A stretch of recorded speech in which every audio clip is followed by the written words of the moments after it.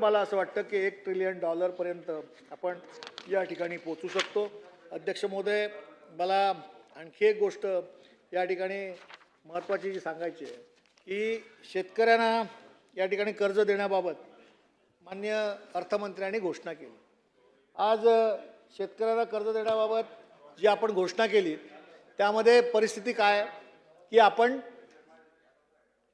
अध्यक्ष महोदय शेतकऱ्यांना कर्ज देण्याबाबत पात्र शेतकरी, मला सांगा अर्जुनराव, पात्र म्हणजे कोण शेतकरी? कुठच्या पात्र शेतकऱ्यांसाठी आपण कर्ज देणार आहोत त्याची व्याख्या आमच्या समोर नाही.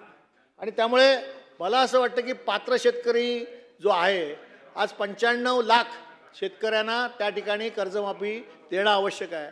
पण पात्रतेच्या अटीनुसार गेले 2 दिवसात जे काय आकडे समोर येत आहेत त्याच्यामध्ये जवळजवळ 25 ते 30 लाख शेतकरी या पात्रतेच्या अटीनुसार या कर्जाला मुकणार आहेत. आणि मग नियमित कर्ज भरणारे जे शेतकरी आहेत ते कोण आहेत? त्यांना 50,000 रुपये आपण कसे देणार आहोत? आणि मला सांगा की ज्यांनी कर्ज घेतली आहेत ती पिकावरती कर्ज घेतली, पण शेतीच्या उद्योगावरती असतील, मग एक ट्रॅक्टर घेतला असेल, शेतीचा अवजार घेतला असेल, तर त्याच्यावरती घेतलेलं कर्ज 2 लाखापर्यंत आपण माफ करणार का?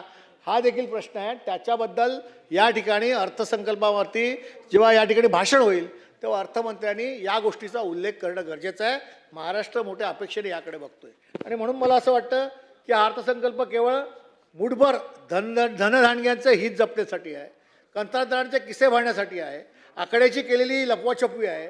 त्यातून राज्यातील कामगार, शेतकरी, बेरोजगार, तरुण आणि सामान्यांच्या पदरी घोर निराशा पडली आहे.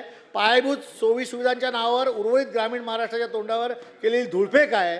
हा अर्थसंकल्प म्हणजे केवळ आकडेवारीचा खेळ आहे, केलेली इव्हेंटबाजी आहे. वास्तवात सर्वसामान्यांच्या पदरात काही पडत नाही असं जेव्हा आपल्याला कळतं त्यावेळेस आर्थिक स्थिती ही अत्यंत खालावलेली आहे. तर महाराष्ट्रात श्रीलंकेच्या वाटेवर जायची वेळ आली आहे की काय, अशा पद्धतीचा प्रश्न देखील आमच्या मनामध्ये आहे. आणि म्हणून या अर्थसंकल्पाच्या त्रुटीचा फेरविचार व्हावा आणि महाराष्ट्राला या कर्जाच्या ओझ्यातून बाहेर काढण्यासाठी ठोस कृती आराखडा मांडावा अशी माझी या ठिकाणी मागणी आहे. आणि म्हणून मी अर्थसंकल्पावर बोलत असताना माननीय अर्थमंत्र्यांकडे अपेक्षा करतो त्यांच्या उत्तरामध्ये ज्या ज्या गोष्टी ज्या त्रुटी म्हणून मी दाखवल्या त्याचं सविस्तर उत्तर जर आम्हाला मिळालं तर खऱ्या अर्थाने 13 कोटी महाराष्ट्र म्हणण्यातल्या जनतेचे प्रश्न या ठिकाणी जे मांडले त्याला कुठेतरी न्याय मिळेल असं मला वाटतं. धन्यवाद. ठीक आहे. अमीनभाई पटेल.